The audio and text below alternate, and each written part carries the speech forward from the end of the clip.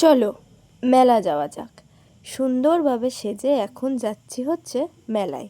গুসকরাবাসীর কাছে এখন একটাই বড় উৎসব, রটন্তী কালী পুজোর মেলা।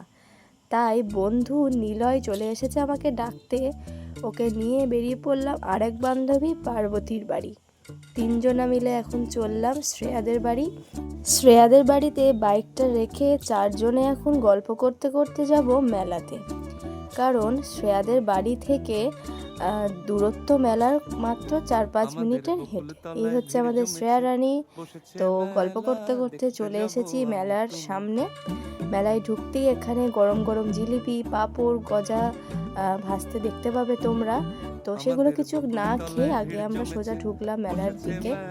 প্রথমেই আগে মায়ের দর্শন করে নেব, আমাদের রটন্তী মায়ের দর্শন। তো কমেন্টে তোমরা অবশ্যই জয় মা রটন্তী লিখতে ভুলবে না। তো মেলার মন্দিরের পাশেই এখানে প্রোগ্রাম হচ্ছিল। এখানে জুবিন স্যারের ট্রিবিউটে একটা প্রোগ্রাম হচ্ছিল। তো গানের তালে তালে আমরা একটু গলা মিলিয়ে দিলাম।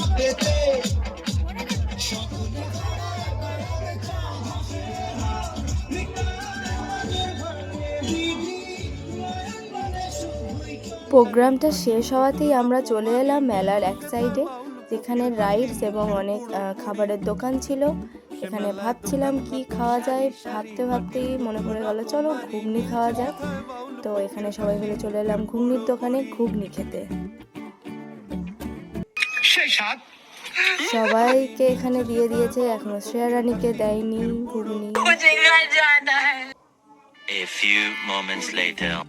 মেলায় যেটা না খেলেই নয়, ফুচকা। ফুচকা খেয়ে আবারও আমরা মেলা ঘুরতে স্টার্ট করলাম। তো এখানে দেখছিলাম কোথায় কি জিনিস এসেছে। তো ঘুরতে ঘুরতে একটু পোজ দিচ্ছিলাম এখানে। মেলার যত ভিড় এই দিকটাতে, তো একটু ফাঁকা জায়গায় গিয়ে ঘুরছিলাম। আর এই ফুলের দোকানগুলো আমার বেশ ভালো লাগে, যদিও বা কিনি না, তাও বেশ দেখতে ভালোই লাগে। তো অনেকটা রাত হয়ে যাওয়ায় বেশিক্ষণ আর মেলায় না থেকে এদিকে গরম গরম পাঁপড় ভাজা আর বাদাম কিনে এখন হাঁটতে হাঁটতে চললাম বাড়ি।